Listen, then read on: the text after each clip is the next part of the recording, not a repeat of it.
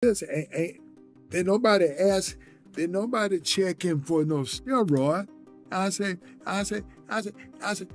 he had quick hands, he would hit. I said, why y'all ain't checking for steroid? He ain't checking steroid. And then... You think he was on steroids? Of course he was on steroid. What we don't talk about is, Canelo. Steroids. One way responsible for the performance-enhancing drugs that are being used by fighters that fought in his gym.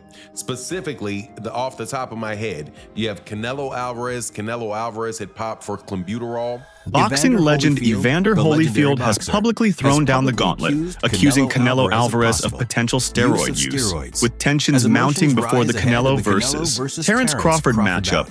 Holyfield's bold remarks have ignited a firestorm of controversy and speculation across the boxing community. Greatest Mexican boxing fights of all time, in my opinion. Yeah. So I feel like I'm 100% confident in myself.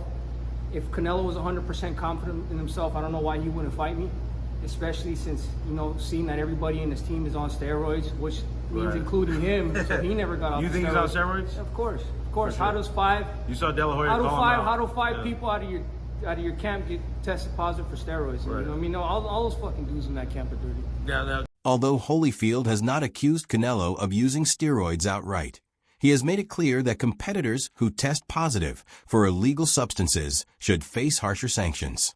Holyfield proposed that sportsmen who were found using urine should be imprisoned for 30 days in 2018 after Canelo tested positive for clenbuterol.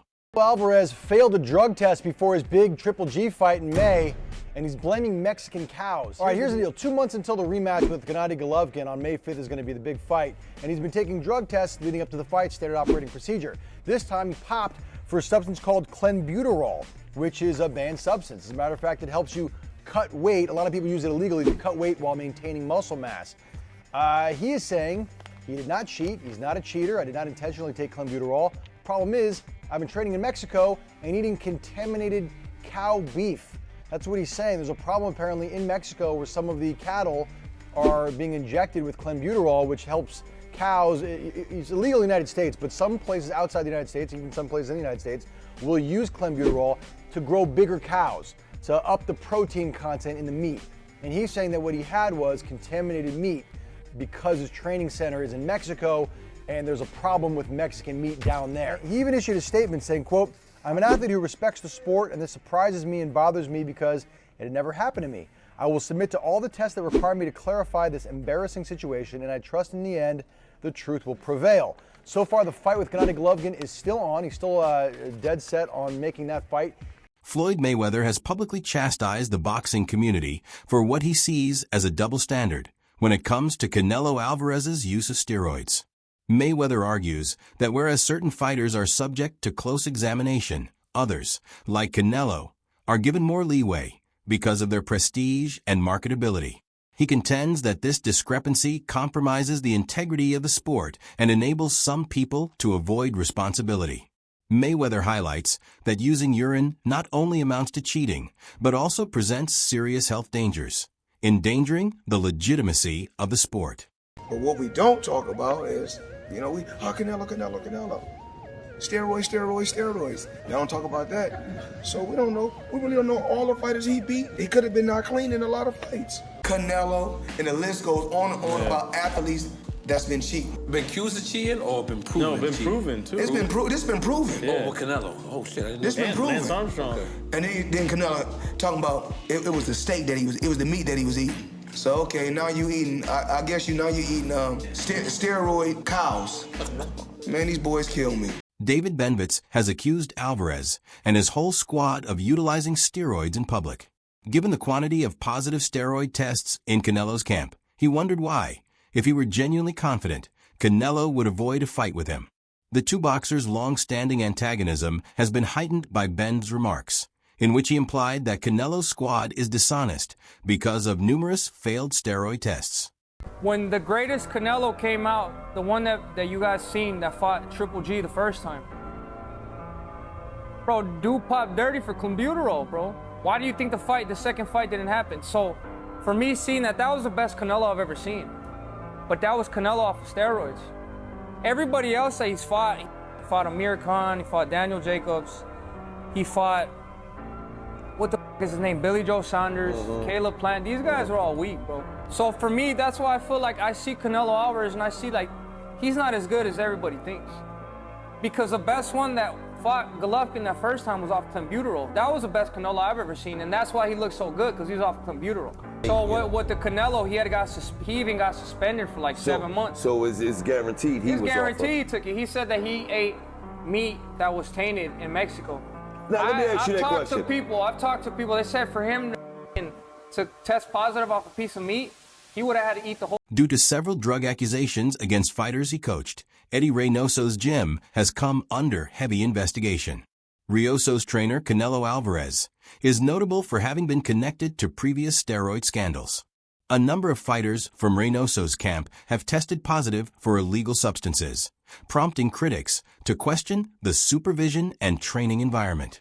Canelo's quick physical change is being intently observed by onlookers as he gets ready for his fight with Terence Crawford.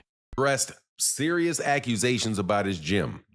And the accusations are that people, or at least the implications are, that he is the one that is providing performance-enhancing drugs or is in some way responsible for the performance-enhancing drugs that are being used by fighters that fought in his gym. Specifically, off the top of my head, you have Canelo Alvarez. Canelo Alvarez had popped for clenbuterol 2 times. For Fahim Satur, I'll say that he did it 2 times, even though I think it was for the same fight. But Canelo Alvarez popped dirty for clenbuterol 2 times.